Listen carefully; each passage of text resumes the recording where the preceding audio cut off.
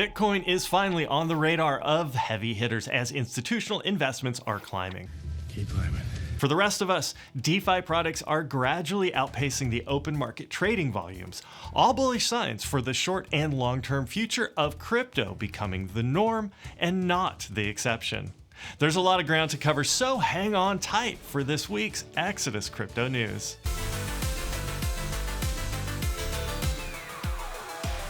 Welcome everyone, and once again, thanks for watching the weekly recap of our hand-picked stories from the crypto news world. Institutional investment firms Grayscale and Fidelity Investments, both mainstream financial service companies and a few others, have been in the crypto news for the last couple of months with their unending movement towards adoption.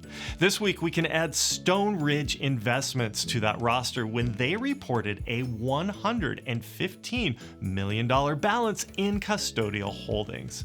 This puts the total amount of Bitcoin held by public companies to over $6.7 billion. Grayscale taking up about $1 billion of that total, and Fidelity this week is actively promoting Bitcoin to its customers by offering new guidance that at least 5% of their holdings should be in BTC. This is happening in real time right before our eyes. Organizations with vast amounts of money are climbing aboard the Bitcoin shuttle.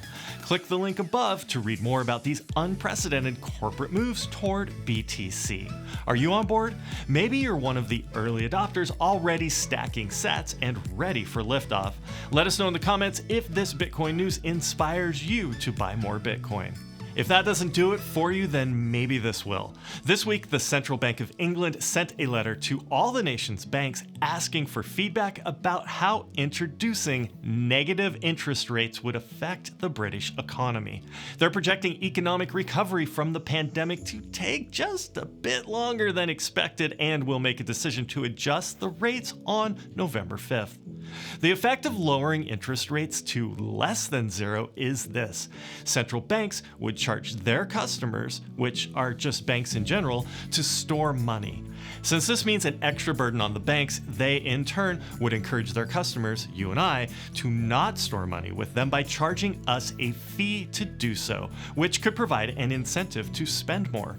This increased consumer spending could provide a stimulus to the economy and also give those who wish to save money a good reason to look beyond the US dollar or British pound sterling. Bitcoin? Perhaps this is exactly the type of central bank behavior that will help kindle the next Bitcoin bull run. Let us know what you think in the comments below. This behavior may just propel crypto banks to swallow up traditional fiat banks within about 3 years. Mark Binns, CEO of Big Digital Assets, wrote an opinion piece in Cointelegraph this week that within a few years, a younger generation will be able to walk into a bank and access crypto and fiat financial products. A couple of weeks ago, we reported on Kraken obtaining a banking license in the state of Wyoming, and they're likely to just be the first in a coming wave, even as regular banks will start offering custody services for stablecoins. I can see the major exchanges like Coinbase and Binance becoming the next Chase and Saks, followed by companies that may not yet even exist.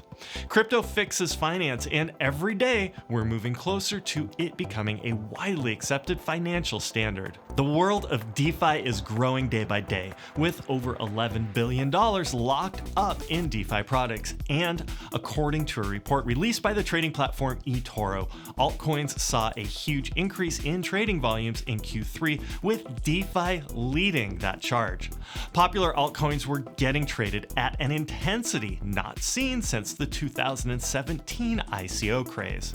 Is DeFi a buzzword and short-lived, similar to the ICO boom, or here to stay for the long run? Now, if you answered here to stay, since most DeFi products run on the ETH network, there's the obvious issue of Ethereum network scaling to deal with. Well, good news is just around the corner. For some of us, it's been a really long cornered around. Ethereum 2.0 is now closer to becoming a reality after a successful mainnet trial. This testnet is basically a dress rehearsal for the new ETH mainnet, which will move ETH away from proof of work into proof of stake. The mainnet will only be at first a validation node, with second layer sharding solutions to come soon after. And when I say soon, to set expectations, I mean hopefully 6 to 12 months. I may be off the mark here, as there are still plenty of corners to round before we get to experience ETH 2.0 in all its glory. In Algorand news, an advisor to Algorand won a Nobel Prize for his work in auction markets. Economist Paul Milgram was awarded this prestigious honor. Always good to have a Nobel laureate on your team. Congrats, Paul and Team Algorand. And for you Batman fans out there, DC Comics has teamed up with crypto artist Trevor Jones to produce 4 NFTs. That stands for non-fungible tokens. These will be collector's items which can be bought and sold with verifiable ownership on the blockchain. How much would you pay for something like this? We'll follow up when they're sold to compare your comments with the actual sale price. Do you need any more proof that mainstream adoption is coming?